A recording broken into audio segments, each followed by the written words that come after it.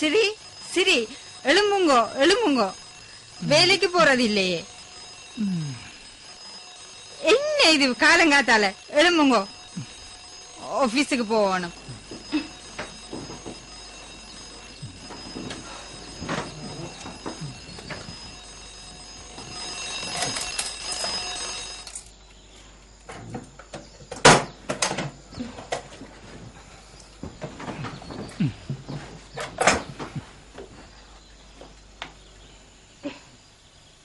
ஸ்ரீ எழும்புங்கோ, ஆபீஸுக்கு போறே இல்லையா?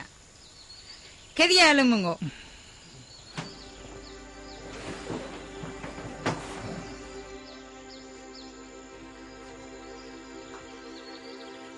திலினி மகள், கெதியா எழும்புங்கோ. பிள்ளை ஸ்கூலுக்கு போக நேரமாகுது இல்லை?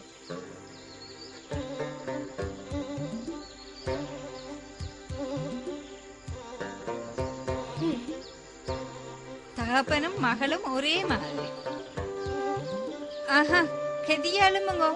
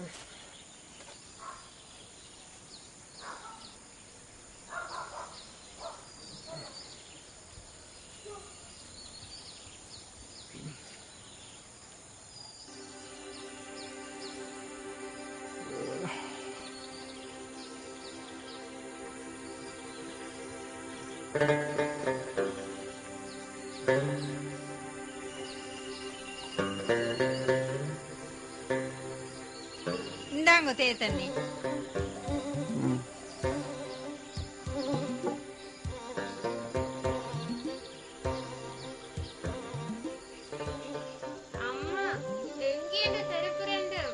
வச்ச இடத்துல இருக்கும் பாருங்கோ.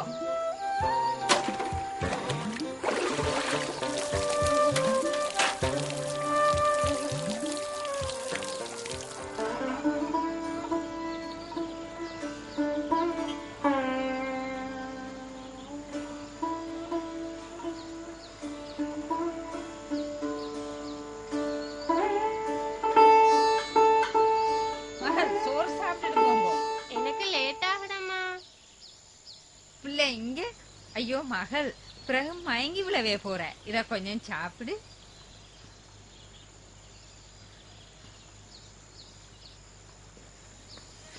மகள், இந்த சோறை சாப்பிடுங்கோ. எனக்கு நேரம் ஆகுதம்மா. அப்பா கிட்ட வர சொல்லுங்க.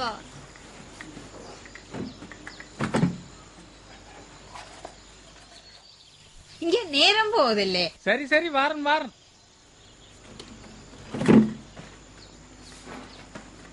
சாப்பாடு குசினியில எடுத்து நீங்களே. இல்ல, எனக்கு நேரமாகுது. நான் கண்ணில சாப்பிடுறேன்.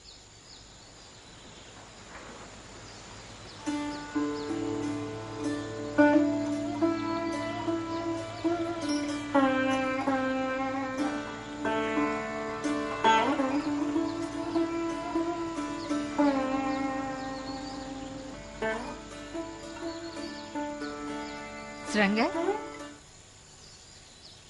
தேத்தனி குடிச்சதே இருங்கோ, நான் தேத்தனி போட்டு கொண்டு வரேன்.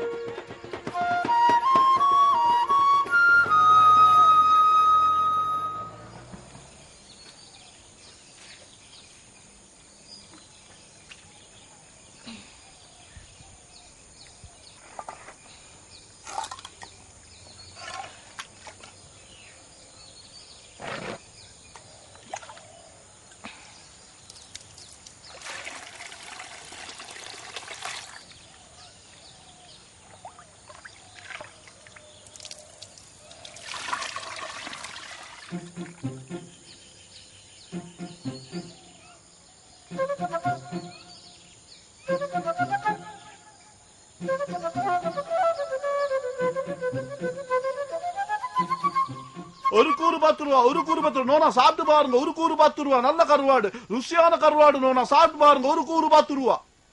ருசியான கருவாடு, ருசியான கருவாடு. என்ன தடவை பாக்குறீங்க? எடுங்க. ருசியான கருவாடு, ருசியான கருவாடு. என்ன தடவை பாக்குறீங்க? எடுங்க. இன்னும் கொண்டாவது கருவாடு எடுங்க, தின்னு பாருங்க. இந்த பாருங்க, அவங்க எப்படி ருசின்னு. நீ ருசி. எடுங்க, எடுங்க. ருசியான கருவாடு எடுங்க. ருசியான கருவாடு எடுங்க, எடுங்க, எடுங்க. யாடி கருவாடு விலை என்ன? கூறு 10 ரூபா, கூறு 10 ரூபா. எல்லா இடத்துலயும் இல்ல. வரைக்கு எடுக்கிறோம். பைத்தியமா சார், இது சூடான பலகாரம் மாதிரி உடனே விற்பனை ஆகும் தெரியுமா? போக்கள் எப்படி எடுக்கிறது? இப்ப எடுங்க. மணக்குது. மனம் மாதிரியா மாத்தியா ருசி? சாப்பிட்டு பாருங்களே, எடுத்து வீட்டுல சமைச்சு பாருங்க எப்படி ருசின்னு சொல்லி. மாத்தியா நாளைக்கு என்னட்டு கேப்பீங்க. பேக் தருங்க மாத்தியா. வைக்கோ, வைப்போம் சார். சும்மாவே சாப்பிடலாம். ருசியான கருவாடு மாத்தியா.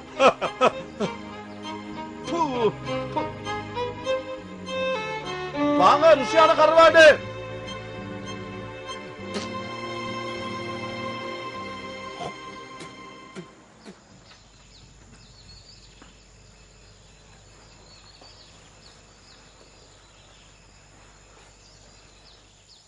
சுரங்க போறீங்களா? போனா பரவாயில்ல, மறக்காமல் சாப்பாட்டுக்கு வாங்கோ.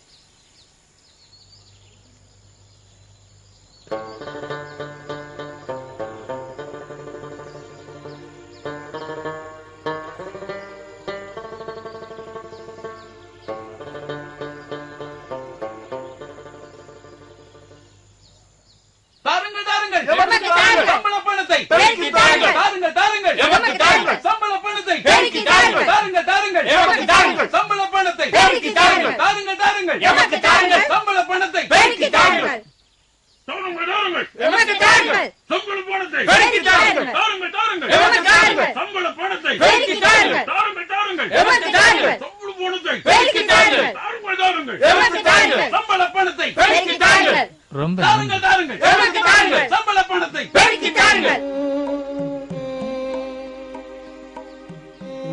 நாத்தம், அதிக நாத்தம், அதிக நாத்தம். தாருங்கள், தாருங்கள். பெருக்கி தாருங்கள். சம்பள பணத்தை பெருக்கி தாருங்கள்.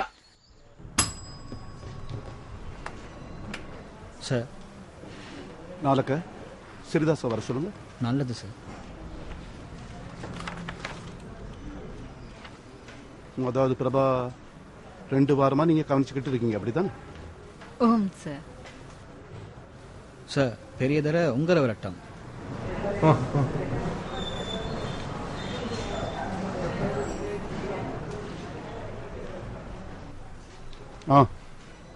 ஸ்ரீதாஸ் ஏன் லேட்? சார் இன்னைக்கு பஸ்ஸில் சரியான சனம்.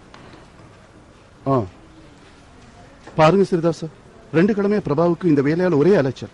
ஏன் இந்த வேலையை செய்யல? என்னடா சார், அந்த நாளையில வேற வேற சப்ஜெக்ட்ஸ் எதுனா தானே? இல்ல தப்பிக்க காரணம் வேணாம். உடனடியே இந்த வேலையை செஞ்சு கொடுங்க. வேலை செஞ்சுட்டு எனக்கு மினிட்ட போடுங்க. பிரபா போங்க, வேலை நடக்கும். சார். ஸ்ரீதாஸ், என்ன சார்? நேரம் கடத்த வேணாம். கடமைங்கிறது முக்கியமானதுன்னு தெரியும் இல்ல? தெரியும் தானே? இதை உடனடியா செய்யணும். நல்லது சார். சார், இந்த எங்கட வைஃபின் அம்மா இருக்கிற ஆமா சொந்தம் இருக்கிறது நெல்வேலை தானே? போட்டு விரைக்க சார் ஜாடி கருவாடு கொண்டு வந்தவ ஜாடி சார் கொடுக்க சொல்லி தந்த. என்ன அசிங்கமான வேலை இது? இல்ல சார், மனத்தாலும் நல்ல ருசி. இதை அசிங்கப்படுத்தாம எடுத்துட்டு போங்க. அவட கொடுக்க சமைச்சு தருவ. போங்க ஐசே.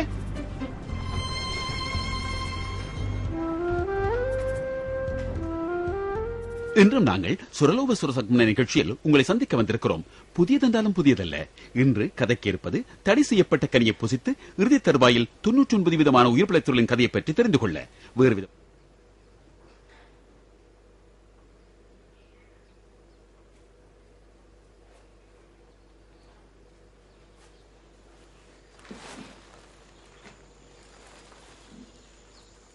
உங்களுக்கு நாங்கள் என்று சொல்லி தருவது சிறந்த மனைவி நிகழ்ச்சி மூலம் சுவையாக அப்படம் ஒன்றினை எப்படி பொரித்துக் கொள்வது என்பது பற்றி.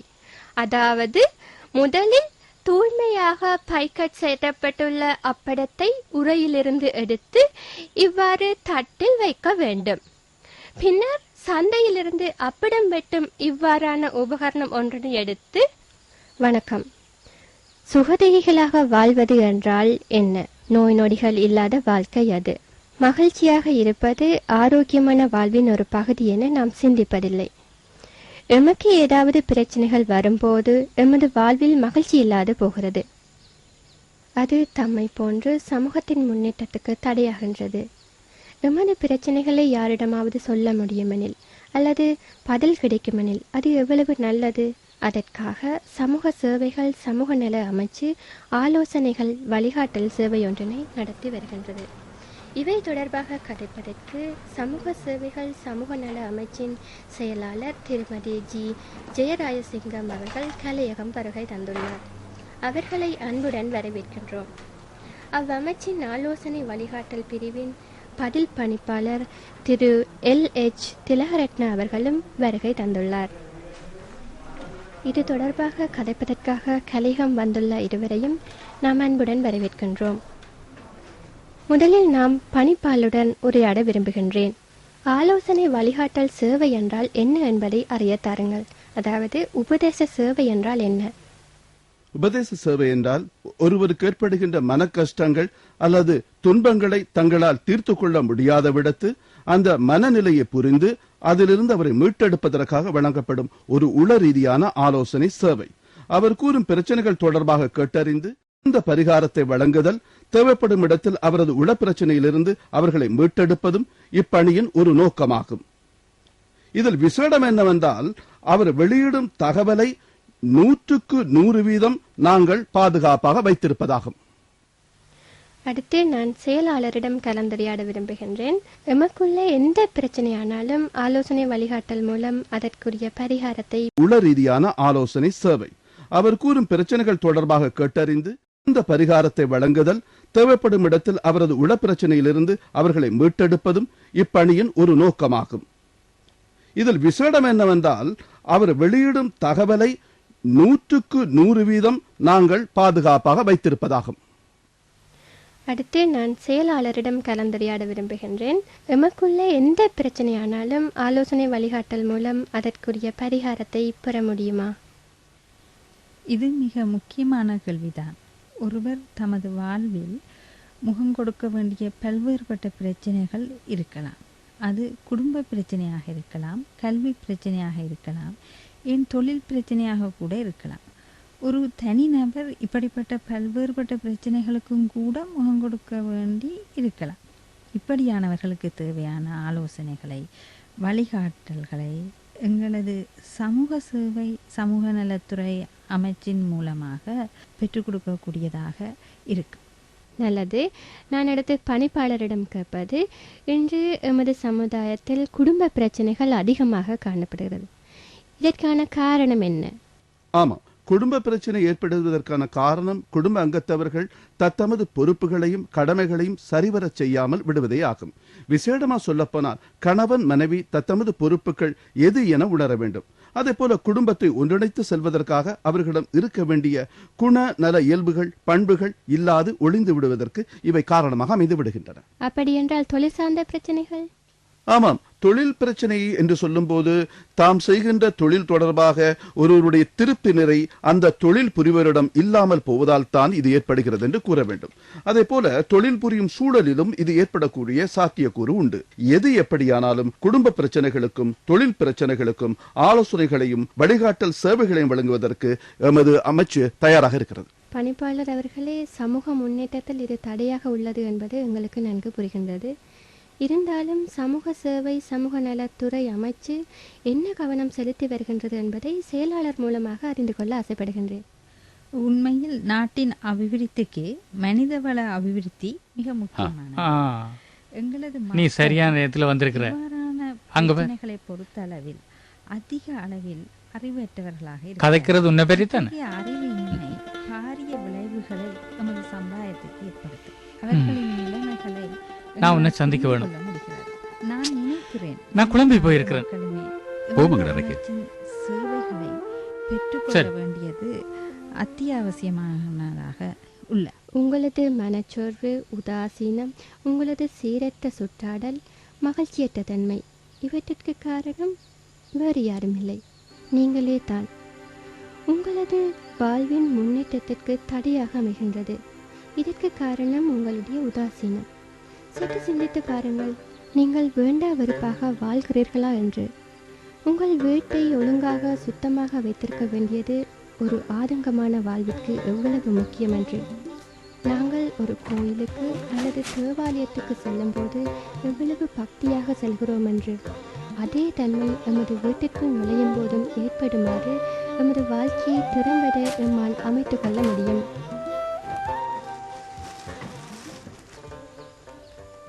என்ன செய்ய வேணும்னு எனக்கு என்ன தெரியல. முன்ன நாங்கள் நல்ல சந்தோஷமா இருந்தோம், நல்ல சந்தோஷம். இப்ப சரியானிய பார்த்தா எந்த மனைவியா நினைக்க முடியல. நாங்கள் சாப்பிட்றோம், குடிக்கிறோம், நித்திர கொள்றோம். அடுத்த நாளும் அப்படித்தான், அதுக்கு அடுத்த நாளும் அப்படித்தான். சிவியமே ரிப்பீட்.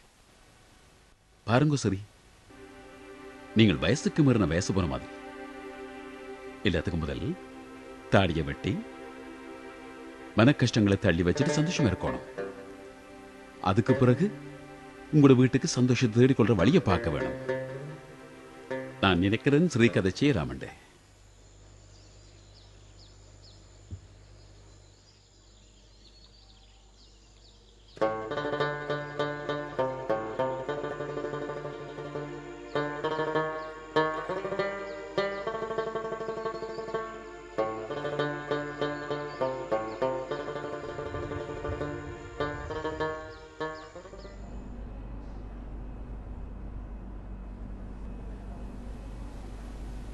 இன்றைக்கு ஷோர்லியில் வீட்டை போகிறோம்.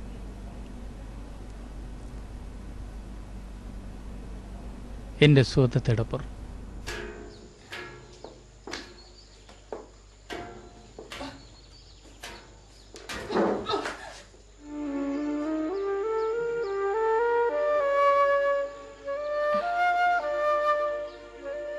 சாரி சுராங்க, உங்கள தூசு பட்டுட்டு தானே துடைச்சி விடுறேன்னா. பரவாயில்ல.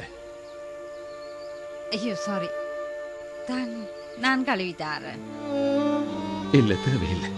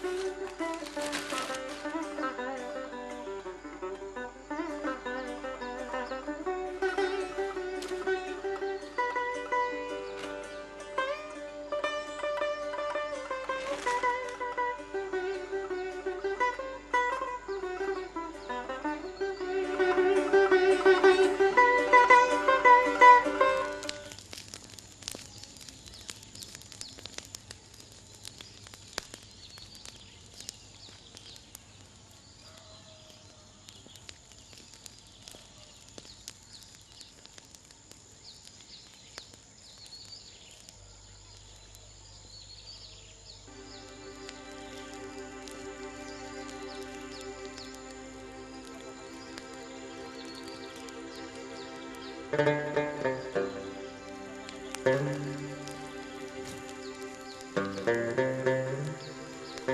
நீங்களா இவ்வளவு நேரத்தோட? இன்றைக்கு நான் ஷோர்ட் லீவ் போட்டேன். புதுமை. என்ன இது இருக்கிறீங்க? உம்முடைய நாத்தம் பிடிச்ச உடுப்பு. ஆ, அப்படியா? எனக்கும் ஒன்று இருக்கிறதுக்கு. அதன் அப்படியே கொஞ்சம் இருங்கோ.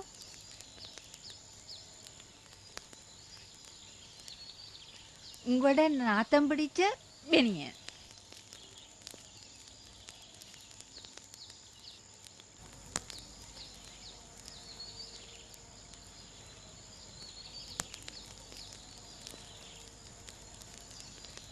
இங்க இன்றைக்கு நீங்க வடிவா இருக்கிறீங்க.